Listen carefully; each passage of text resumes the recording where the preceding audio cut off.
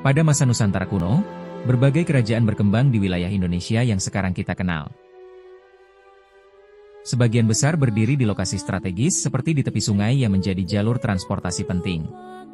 Beberapa lainnya terletak dekat pantai, memanfaatkan jalur laut untuk perdagangan internasional. Ada juga yang menjadi pusat perdagangan kuno, menghubungkan berbagai wilayah Nusantara. Mari kita lihat letaknya di peta Indonesia. Sejarah Indonesia sebelum kemerdekaan, era kerajaan. Sejarah Kerajaan Bali kuno. Awal berdirinya. Bali bukan hanya terkenal karena keindahan alam dan budayanya yang unik, tetapi juga memiliki sejarah kerajaan yang panjang, kaya, dan penuh dinamika. Salah satunya adalah Kerajaan Bali kuno, yang berdiri sejak awal abad ke-9 Masehi. Kerajaan Bali kuno berkembang pada masa ketika pengaruh Hindu-Buddha mulai kuat di Nusantara. Sumber utama sejarahnya berasal dari prasasti-prasasti berbahasa Sanskerta dan Bali kuno. Raja pertama yang diketahui adalah Sri Kesari Warmadewa, pendiri Wangsa Warmadewa. Ia memerintah sekitar tahun 882 Masehi, dan meninggalkan prasasti di Belanjong, Sanur. Dari sinilah kita mengetahui bahwa Bali sudah memiliki pemerintahan yang terorganisir, sistematis, dan kuat. Masa kejayaan. Puncak kejayaan Kerajaan Bali kuno terjadi pada masa Raja-Raja Warmadewa berikutnya, terutama Udayana Warmadewa, salah satu raja paling terkenal. Ia menikah dengan Gunapria Dharmapatni dari Jawa Timur. Hubungan pernikahan ini memperkuat ikatan politik Bali, Jawa. Selanjutnya, Airlangga.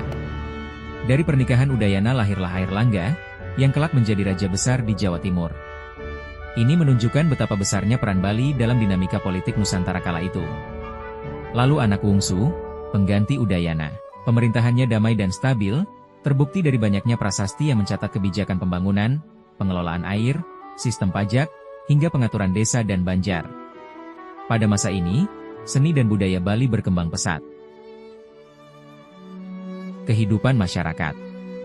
Masyarakat Bali kuno hidup dalam struktur desa yang sudah sangat rapi. Sistem irigasi subak mulai dikenal sebagai salah satu warisan besar peradaban Bali. Kehidupan religius juga sangat kuat, dengan perpaduan Hindu Siwa Buddha yang harmonis, terlihat dari banyaknya candi, pertapaan, serta ritual pemujaan leluhur. Kemunduran dan akhir pemerintahan. Kerajaan Bali kuno mulai mengalami kemunduran setelah abad ke-11.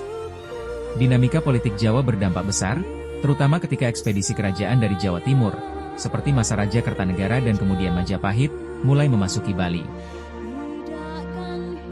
Pada 1343, ekspedisi Majapahit yang dipimpin Gajah Mada berhasil menguasai Bali. Sejak saat itu, kerajaan-kerajaan kecil di Bali berada di bawah pengaruh Majapahit, menandai berakhirnya era Bali kuno. Jejak kerajaan Bali kuno masih terlihat hingga kini melalui candi, prasasti, tradisi, dan sistem desa yang bertahan di Bali. Sejarah ini menjadi fondasi kuat yang membentuk Bali seperti yang kita kenal sekarang.